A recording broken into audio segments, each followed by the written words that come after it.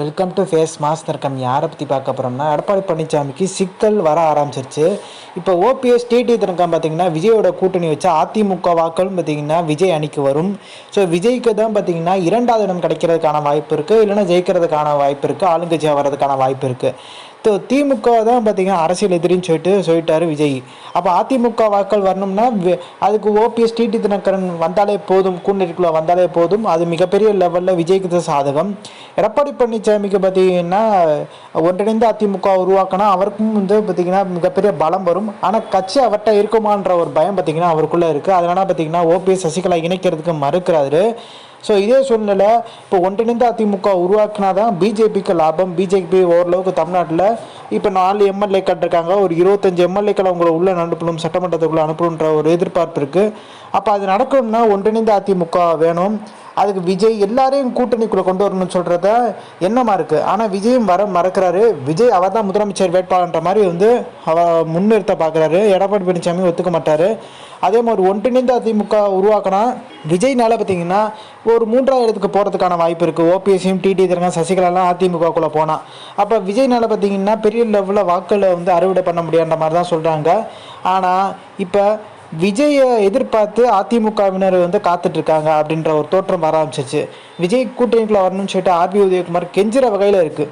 ஏன்னா அவர் சொல்லிட்டாரு, பொதுக்குள்ளே சொல்லிட்டாரு, நான் வந்து கூட்டணிக்குள்ளேன்னா வரமாட்டேன், இங்கே தலைமை ஏற்றுக்கிட்டு வரேன்னா வாங்க, அமைச்சரவையில் இடத்தர்றேன், கூட்டணி ஆட்சி அமைக்கிறேன்ற மாதிரி சொல்லிட்டாரு. இப்போ விஜய் பார்த்தீங்கன்னா காங்கிரஸோட பேச ஆரம்பிச்சாரு.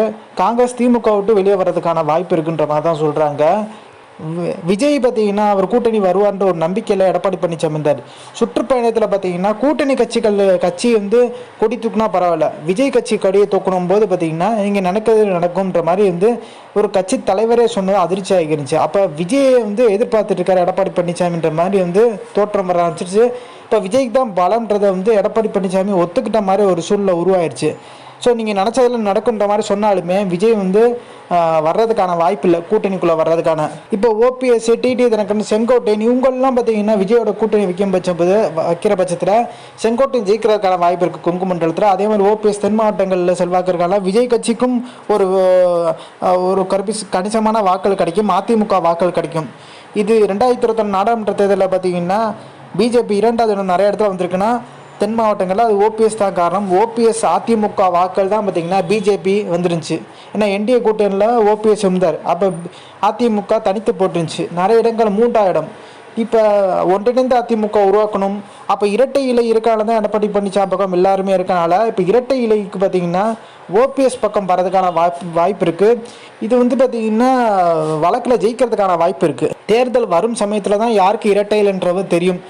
அதே மாதிரி அண்ணாமலையை பழைய மாதிரி பார்த்தீங்கன்னா லைம்லைட்டுக்கு கொண்டு வந்துன்ற மாதிரி பார்க்குறாங்க. அண்ணாமலை இருக்க வரைக்கும் பாஜகன்ற ஒரு கட்சி இருந்த மாதிரி இருந்துச்சு. இப்போ நயினா நாகேந்திரன் வந்த அப்புறம் பெரிய லெவலில் பாஜக ஒரு சத்தமே இல்லாத ஒரு கட்சியாக இருக்குது. அதனால் நயினா நாகேந்திரனுக்கு ரீப்ளேஸ்மெண்ட்டாக பார்த்தீங்கன்னா அண்ணாமலை திருப்பி தமிழ்நாட்டில் வந்து கொண்டு வரதுக்கான வாய்ப்பு இருக்குது. அதாவது ஏதாச்சும் ஒரு பவர் கொடுக்கறதுக்கான வாய்ப்பு இருக்குன்றாங்க.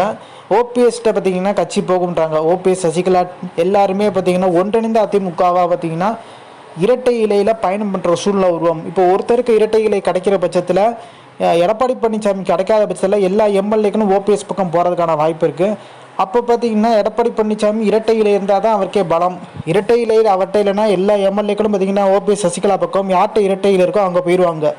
ஸோ அப்படிப்பட்ட சூழ்நிலை எடப்பாடி பழனிசாமிக்கு இப்போ இரட்டை இலை கிடைக்கிற சிக்கல்ன்ற மாதிரி தான் சொல்கிறாங்க. ஸோ இந்த இன்ஃபர்மேஷன் பிடிச்சா like share subscribe. Thanks for வாட்சிங் திஸ் வீடியோ.